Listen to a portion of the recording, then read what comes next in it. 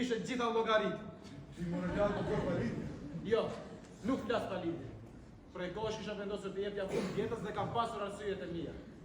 Të garantoj se nuk do ta bëja sa për të humbur kohën apo për të tërhequr vëmendjen.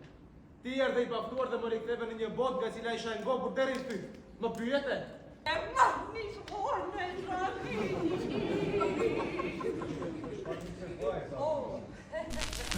Publiku mendoj e ka mirë pritur festivalin, gjatë gjithë netëve sallën e kemi pasur plot, edhe pse ka pas në të njëjtën kohë festival në Shkup, festival në Gostivar, ka pas Champions League, ka luajtur Shkëndia, mirë po sallën e kemi pas gati se plot, edhe reagimi ka qenë shumë i mirë, komentet janë shumë të mira, mendoj se jemi mundu ta bëjmë maksimumin me stafin e teatrit, që çdo njeri që ka ardhur festival të ndjehet si në shtëpinë e vet.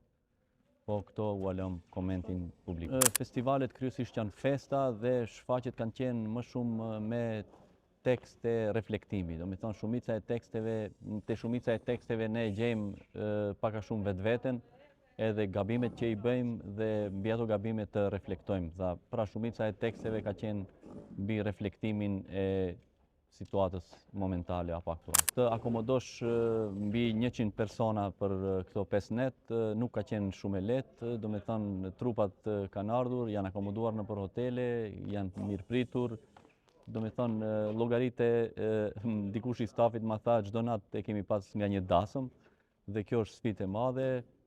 Për mua si drejtor, do me thënë që organizoj për herë të parë këtë festival, ka qenë edhe sfidë në vete, duke pas parasysh edhe fushatën zgjedhore, e kishim pak problem a do të vinë njerëzit apo do të rinë më shumë te shtabi, po si duket ja dolëm dhe mendoj se gjithçka ka shkuar përmrekullt. Po unë mendoj se secila trup që vinë jep diçka për festivalin dhe merr diçka. Me thonë mbram ishte Gjilani dhe një pjesë e stafit të Gjilanit nuk kishin qenë asnjëherë në Teto dhe ju la përshtypje disa vende që i vizituan ata gjatë ditës, pastaj njoftimi me trupat e ndryshme, sepse vinë një trup dhe trupat tjetër kur vinë të nesërmen, zakonisht ata takohen dhe kështu edhe shkëmbejnë mendime, eksperienca dhe këtë gjë e ka të mirë festivali që njofton njerëzit, ndoshta ju jep diçka nga qyteti, merr një eksperiencë nga ata dhe kështu zhvillohen. Me thonë, unë gjithmonë nuk jam i kënaqur me gjërat që i bëj vetë, sepse kërkoj maksimumin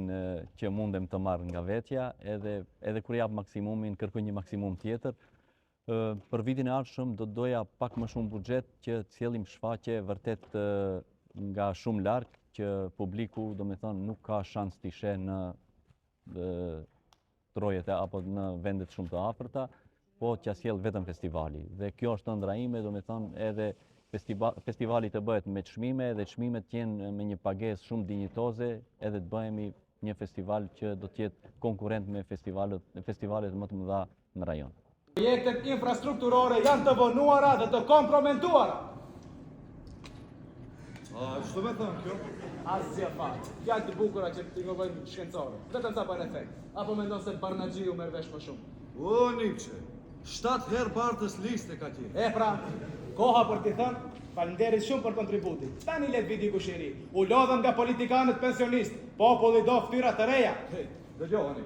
Ti që kur e shpalli kandidaturën, nuk i thot më vetes ilaçe gjin ose farmacist, po doktori. I duket më me elegancë, më me shok. Leja. Tani e ashtu në qendër. Të shoh bota se kush është kryetari i ri, të urrojnë, të trahi shpatulla. Po dëgjoj.